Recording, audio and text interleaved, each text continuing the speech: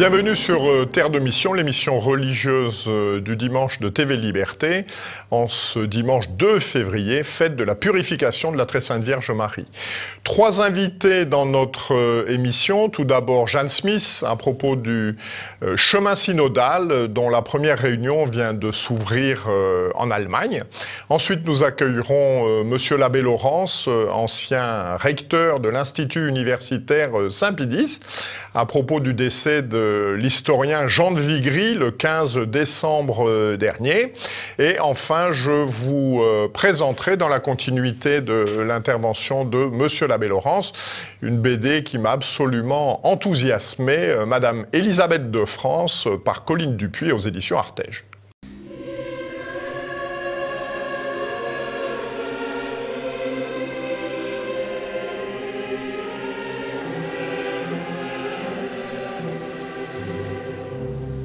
Bonjour Jeanne Smith. Bonjour champion. Bonjour. Merci de nous rejoindre. Vous étiez présente le 18 janvier dernier à Munich pour une manifestation de l'association Acies Ordinata à l'occasion de l'ouverture du chemin synodal que doit mener pendant 2 ans l'Église Allemagne.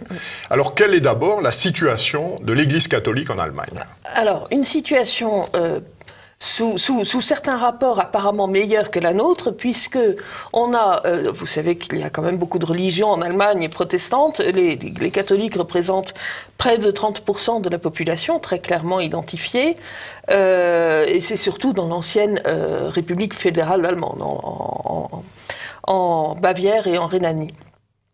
Et cette population est quand même relativement pratiquante par rapport à nos pays à nous. 13% de pratiquants dominicaux en 2009, ça n'est pas rien. C'est une église qui a été, une contrée qui a été évangélisée par Saint Boniface, qui a mené de belles initiatives contre le paganisme notamment. Et puis c'est quand même le pays de Charlemagne, donc une belle histoire catholique et une apparente richesse qui est très importante sur le plan matériel, parce que les Allemands payent ce qu'on appelle la Kirchensteuer. C'est une taxe qui représente 8 à 9% de l'impôt sur le revenu, qui s'ajoute à l'impôt sur le revenu lorsque vous cochez la case « je suis catholique » ou « je suis protestant » ou autre, ce qui fait de l'Église d'Allemagne l'église matériellement la plus riche d'Europe, avec une puissance financière, matérielle, considérable. En revanche, on a beaucoup de pertes de membres de l'Église catholique. Ils sont plus de 200 000 à l'avoir quitté en 2019, parce que justement, ça a un coût. Lorsque vous cochez la case catholique, vous payez 8 à 9% d'impôts de plus. Il y a eu les scandales des abus sexuels. Il y a aussi les simples esprits d'économie qui fait que énormément de catholiques allemands, tous les ans, quittent l'Église. C'est considéré comme une apostasie. Et si vous ne payez pas l'impôt, vous êtes excommunié. Là, il y a une rigueur tout à fait germanique et teutonique. C'est une église qui est largement progressiste, très largement. En même temps qu'elle est puissante, ça explique peut-être beaucoup de choses qui arrivent actuellement dans l'Église. Et le président de sa conférence épiscopale, c'est le cardinal Reinhard Marx. Porte bien son nom. Qui porte très bien son nom. Quand il a été fait cardinal, il avait une réputation de ratzingérien, mais il a tourné kazakh, ou alors il a révélé ce qu'il pensait réellement. Et il est aujourd'hui au nombre des cardinaux du très proche conseil du pape François. Il a donc un très grand pouvoir en Allemagne, mais il a également un très grand pouvoir, une très grande voix, une voix lourde dans l'Église. Et lui, il a des idées tout à fait modernistes, et c'est lui qui a lancé ce chemin synodal dont nous allons parler. Alors, quel est l'objectif de ce chemin synodal? Quel est le but avoué? Alors, le but avoué, c'est de répondre à la crise des abus sexuels, de mettre un petit peu tout au goût du jour. Moi, je dirais plus clairement que c'est un objectif révolutionnaire. C'est un chemin synodal qui s'est ouvert, qui s'est préparé depuis le mois de mars dernier, et qui va ouvrir officiellement, ou qui ouvre le 30 janvier à Francfort pour 2 ans, avec 69 évêques allemands qui seront présents, mais aussi 69 fidèles, qui sont des représentants du comité central des catholiques allemands, la fameuse ZDK, qui, elle, est une organisation clairement et ouvertement progressiste. Et donc tout ce petit monde-là, au nom de la synodalité, va discuter de l'avenir de l'Église, voir s'il n'y a pas des ajustements à apporter. Et il est important de dire que cette synodalité prend racine dans Vatican II. C'est en 1965 que Paul VI crée le synode des évêques, le synode permanent. Ici, nous avons quelque chose d'un petit peu différent, puisque ce chemin synodal, avec ses discussions, inclut non seulement des évêques, qui correspondent à la collégialité, si vous voulez, de Vatican II, mais des laïcs. Choisis sur le hommes et femmes, triés sur le volet pour leur... Quels sont les sujets à l'ordre du jour? Il y a 4 sujets imposés. 4 sujets imposés, il y en a d'autres qui s'ajouteront en cours de route, mais les principaux, donc déjà acceptés, nous les connaissons. Le premier sujet porte sur la pouvoir, participation, séparation des pouvoirs. Donc là, on est dans une démarche qui cherche à réduire le pouvoir hiérarchique et à augmenter le pouvoir de la base. Pour parler en termes révolutionnaires, là encore, je crois qu'ils sont adaptés. Et c'est donc une démarche de démocratisation de l'Église avec l'introduction de la voix des laïcs, l'introduction de la voix des femmes aussi dans les décisions ecclésiales. Alors on dit c'est juste pour l'Église allemande, mais évidemment vous comprenez tout de suite que ça peut avoir des répercussions dans l'Église entière. Ensuite, le deuxième grand sujet, c'est la vie sacerdotale. Et alors là, dans la foulée de la crise des abus sexuels, on a évidemment beaucoup insisté sur le problème que pouvait représenter le célibat sacerdotal, et l'idée est d'introduire une possibilité d'ordination d'hommes mariés. On a vu tous ces sujets-là, on les a vus au synode sur l'Amazonie, ce qui n'est pas sans relation, on va le voir. Donc ici, l'essentiel, c'est donc de changer un peu l'idée du célibat sacerdotal, ce qui a justifié d'ailleurs la parution du livre du cardinal Sarah et du pape émérite Benoît XVI il y a quelques semaines. Troisième grand sujet, les femmes dans les ministères et offices ecclésiaux. L'idée est de tout ouvrir, peut-être pas le sacerdoce et le diaconat dans un premier temps, encore que ce soit clairement revendiqué, mais en tout cas, on veut arriver à une équité de genre. Ça, c'est les termes officiels des documents de présentation du synode. Une église respectant l'équité de genre serait la seule, entre guillemets, vraie église. Et tout cela se fonde sur ce qu'on appelle en Allemagne la théologie scientifique, c'est-à-dire qu'on lit Saint Paul, par exemple, sur la place des femmes dans l'Église, et on dit non, l'exégèse moderne, dans la culture moderne, montre que ça, c'était lié à l'époque, et aujourd'hui, la théologie scientifique nous parle de l'égalité absolue de l'homme et de la femme, alors pourquoi donc les priver d'un rôle ministériel? Ça, c'est donc le troisième sujet. Et le quatrième, c'est la morale sexuelle, parce que là encore, on va interroger la science qui a un nouveau regard sur les différentes formes de sexualité, homosexualité ou autre, et essayer d'aménager un petit peu la morale de l'Église à tel point que le cardinal Marx lui-même a proposé très récemment de bénir, non pas de marier, mais de bénir les couples homosexuels, parce qu'après tout, ils ont l'amour, ils ont tout ça est très joli, et ça, lors de la réunion d'Acies Ordinata, où moi je parlais un petit peu des femmes dans l'Église, mon ami et confrère John Henry Weston de LifeSite News a accusé le cardinal Marx d'avoir du sang sur les mains, parce que quand on promeut l'homosexualité, l'activité homosexuelle, avec les conséquences qui peuvent en découler, notamment sur le plan sanitaire, mais aussi sur le plan moral, avec l'idée que c'est quand même un péché mortel, il disait, cardinal Marx, je vous accuse, ça a été un assez grand moment. Il faut revenir sur ce synode, il faut quand même dire que sur beaucoup de plans, on retrouve des axes de pensée du synode sur l'Amazonie, qui lui-même a été très largement financé, c'est aujourd'hui démontré, attesté, par les associations allemandes, puissantes et riches, Adveniat et Misereor, payées par le contribuable allemand qui se déclare catholique. Donc toute cette idéologie que nous avons vue lors du synode sur l'Amazonie, on la retrouve dans ce synode particulier allemand. Les associations Misereor et Adveniat avaient déjà été identifiées dans le livre du père Wildgen, Le Rhin se jette dans le Tibre, comme ayant financé en particulier auprès des évêques d'Afrique et d'Asie, leur déplacement au concile, de manière à s'acheter un peu leur voix. Alors, l'Église d'Allemagne, face à ces événements, évêques, prêtres, laïcs, est-elle monolithique? Je dirais qu'elle est assez largement monolithique. Il y a un consensus large. Lorsque nous étions à cette réunion d'Acies Ordinata, donc à Munich le 18, je peux vous dire que les passants regardaient ça d'un air plutôt goguenard. Il y a des voix qui s'opposent. Alors à Rome, bien sûr, nous avons le cardinal Müller, le cardinal Brandt-Müller, qui sont tous les deux allemands et qui lancent des cris d'alarme. On pourrait en reparler, mais il y a surtout sur place le cardinal Rainer Wölki de Cologne, c'est l'archevêque de Cologne. Et lui, il a déjà mis en garde contre un schisme qui aboutirait à la mise en place, je cite, d'une église nationale allemande. Donc lui, il a été très, très, très clair là-dessus. Tandis que l'évêque de Ratisbonne, c'est monseigneur Rudolf Voderholzer. Lui, il a parlé d'un chemin de destruction, entre guillemets. Et il a déjà pu menacer de quitter ce chemin synodal qui s'ouvre s'il estimait que les choses vont beaucoup trop loin. Donc il y a quand même une petite réaction allemande, mais elle reste. Et les réactions du Saint-Siège? Vous en avez parlé, mais concrètement? Oui, concrètement, il y a eu un échange de lettres entre. Vous savez que le cardinal Marx a ouvert ce synode.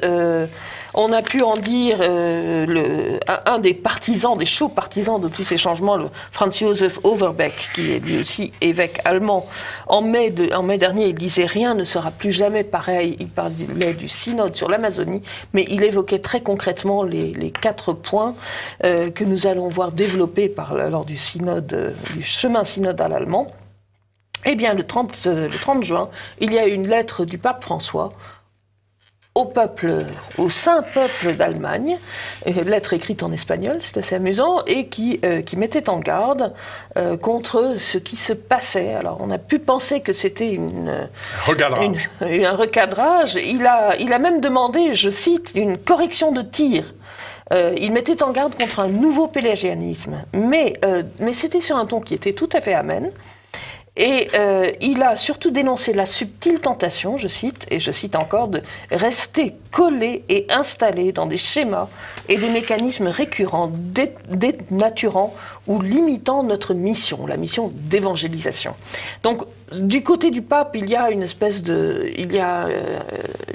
valse hésitation, quelques petites mises en garde, et puis une assez grande ouverture, et très récemment, c'était fin septembre, le cardinal Marx a rencontré le pape et il est sorti de là en disant, mais spécifiquement sur le chemin synodal, la réunion a été très constructive, aucune porte, il n'y a pas de panneau stop, disait-il. Il y avait eu, au cours de ce même mois de septembre, une intervention du Conseil pontifical sur l'interprétation des textes liturgiques. C'était monseigneur Filippo Iannone qui mettait en garde contre ce synode particulier, qui ne peut pas être un synode parce qu'il ne respecte absolument pas les règles canoniques du synode. Il a dit c'est plutôt un concile régional ou un concile particulier, mais il devrait lui aussi, en tant que concile, suivre des règles canoniques qui ne sont pas suivies. Donc ça paraissait quand même très, très fort, mais la rencontre Marx-François a fait suite à ce recadrage, et Marx est sorti en disant que c'était très bien.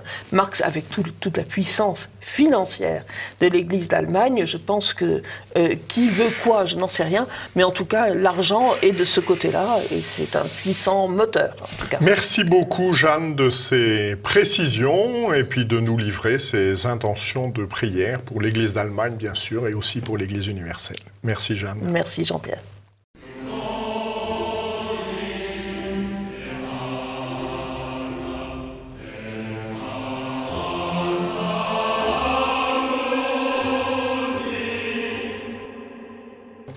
Bonjour Monsieur l'abbé. Bonjour Monsieur. Merci de nous rejoindre. Donc, vous êtes prêtre de la Fraternité sacerdotale Saint-Pie-X, rédacteur en chef de 2 publications, DICI et Nouvelles de chrétienté. Et puis vous avez également été le premier recteur de l'Institut universitaire Saint-Pie-X en 1980, ce qui vous a donné l'occasion de faire connaissance avec le professeur Jean de Vigry, décédé le 15 décembre dernier, qui est l'objet de notre émission. Alors, qui était Jean de Vigry ? Alors Jean de Vigry, historien, était un grand catholique. Ça ne va pas toujours de soi. Vous pouvez avoir des historiens comme Albert Soboul, qui était un grand communiste. Lui était, et ça se voyait, et ça se sentait dans son travail. Il avait une grande foi. Ça ne n'empêchait pas que son travail d'universitaire était rigoureusement scientifique. C'était quelqu'un d'exigeant. Je dirais, ce qui explique en partie la qualité du travail de Jean de Vigry, c'est sa formation avant même qu'il ne devienne historien. Il fait sa philosophie au lycée Fermat de Toulouse avec Louis Julier. Qui est Louis Julier ? Louis Julier était le philosophe thomiste de l'enseignement public, ce qui était rarissime, c'était même, on peut dire, unique. Et Vigry a été formé par ce professeur réaliste, thomiste. Et je pense que ça a eu une grande influence.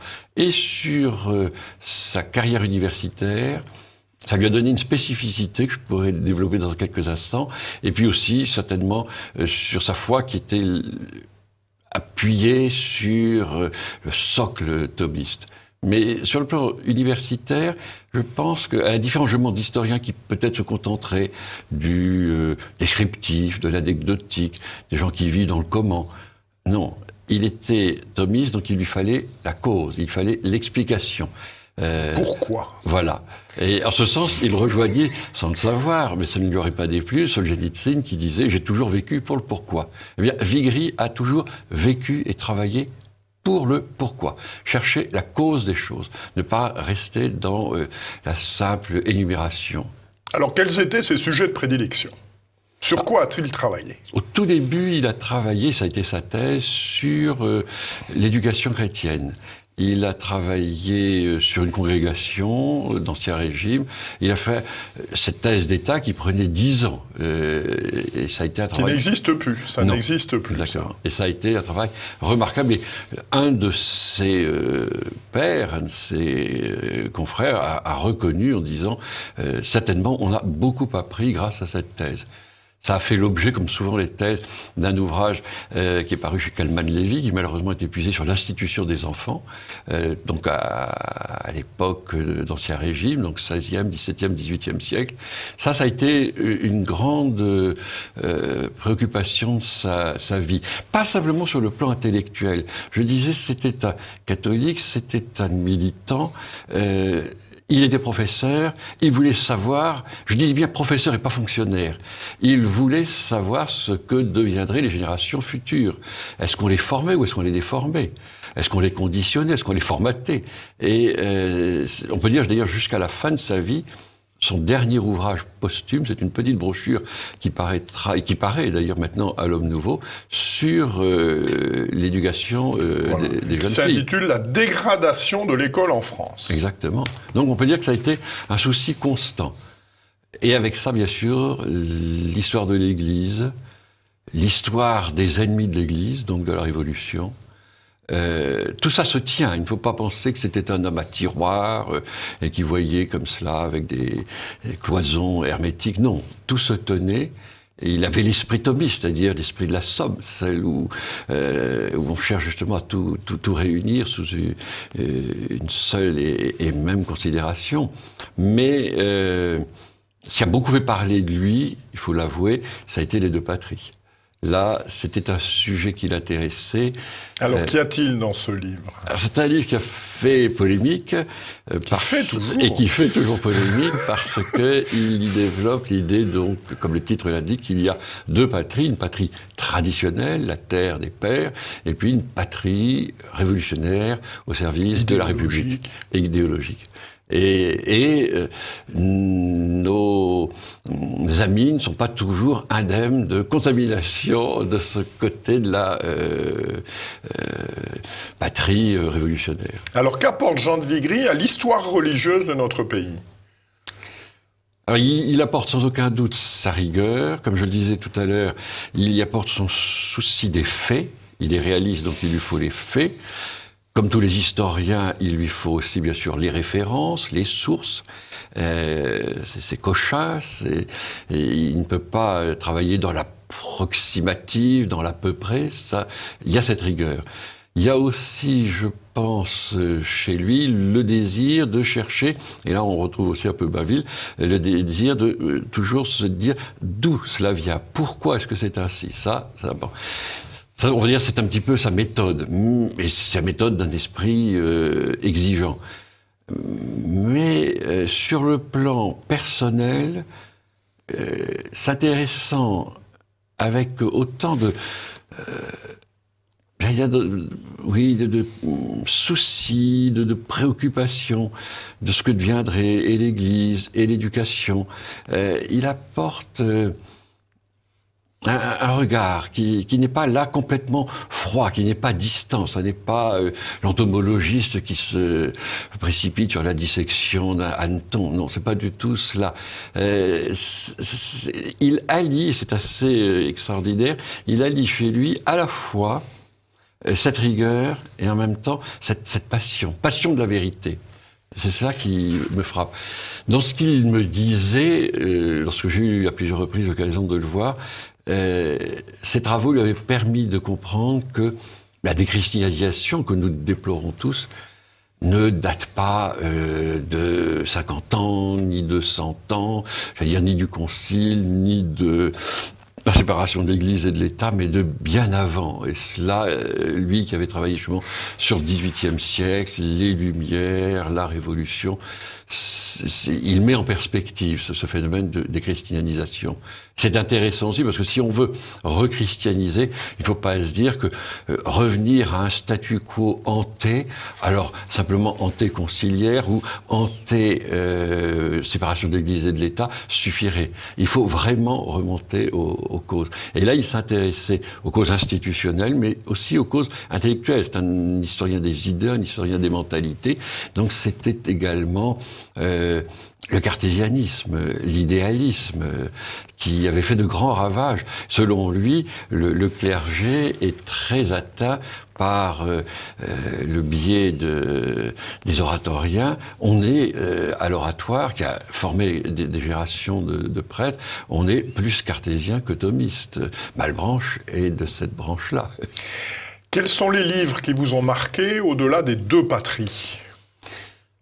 Je dirais le livre qui m'a marqué parce qu'on y voit à la fois sa rigueur scientifique, cela comme dans tous ses ouvrages, mais aussi on devine cette foi et cette passion qui l'anime. C'est le livre qu'il a consacré à Madame Élisabeth, Le sacrifice du soir.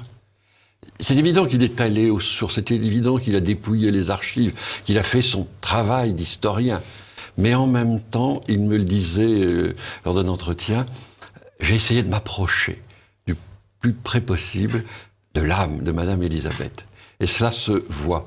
Et je suis heureux de savoir que sa famille a tenu à mettre au verso de son image mortuaire la prière de Madame Élisabeth. Pour quelqu'un qui ne connaît pas l'œuvre de Jean de Vigry, ce qui est peut-être le cas d'un certain nombre de nos téléspectateurs, que leur conseilleriez-vous de lire ? Alors, un livre, c'est peut-être beaucoup. Je leur conseillerais un chapitre. Ah, alors, vous êtes plein de compassion et d'indulgence. Dites-nous. Alors, un de ses derniers ouvrages, donc Le passé ne meurt pas. C'est un peu un récit autobiographique, mais je conseillerais alors le dernier chapitre, le chapitre 13, parce que, après avoir évoqué, je pense, sa formation, Louis Juigné dont je parlais, sa formation en famille, tout, il évoque son œuvre et il met en perspective ses ouvrages. Donc je trouve que là, vous avez une présentation par Jean de Vigry des ouvrages. Alors, bien sûr qu'il parle de la polémique qu'a soulevée, qu'a suscité les deux patries, mais il montre aussi les autres ouvrages et comment il les a conçus, comment il les travaillait, comment il y réfléchissait. Et je pense que là, on a une entrée en matière dans son œuvre, brève, mais très suggestive, et on a envie d'aller plus loin. Je suis persuadé d'ailleurs que ceux qui auront lu le 13e chapitre voudront tout de suite lire les 12 précédents, et ensuite ils se précipiteront dans l'œuvre. Merci infiniment, monsieur l'abbé. Merci de ces précisions. Merci à vous. Merci beaucoup.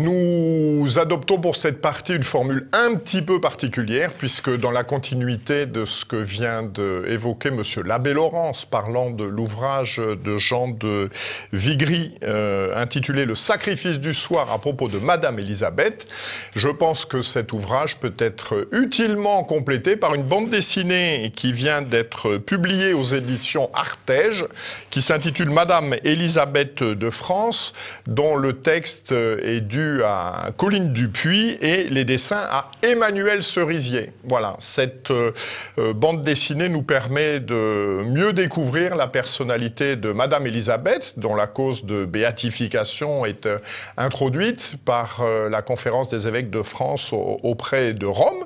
Nous avons eu l'occasion déjà sur ce sujet de faire intervenir monsieur l'abbé Snoeck, qui est postulateur de cette cause.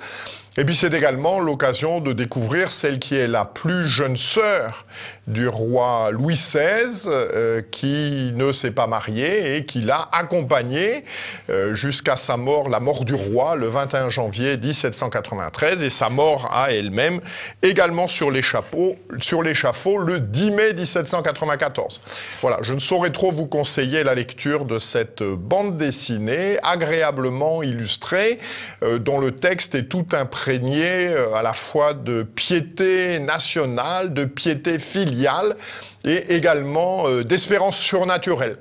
Nous avons tous en tête, ou nous devrions avoir en tête, le texte est présenté à la fin de cette passionnante bande dessinée, ce que l'on appelle la prière de Madame Élisabeth, dont je vais vous lire le début. « Que m'arrivera-t-il aujourd'hui, ô mon Dieu? Je n'en sais rien. Tout ce que je sais, c'est qu'il ne m'arrivera rien que vous n'ayez prévu de toute éternité. Cela me suffit, ô mon Dieu, pour être tranquille. J'adore vos desseins éternels, je m'y soumets de tout cœur, je veux tout, j'accepte tout, je vous fais un sacrifice de tout. » Voilà, je crois qu'à travers le temps, le message de Élisabeth de France est toujours d'une grande actualité et également c'est mis dans cette bande dessinée. Des miracles seraient les bienvenus pour faire avancer la cause de Madame Élisabeth de France. Je vous souhaite une bonne lecture et puis nous nous retrouverons pour une prochaine émission le 9 février prochain. D'ici là, que Dieu, qui est Père, Fils et Saint-Esprit, nous garde. Bon dimanche à tous.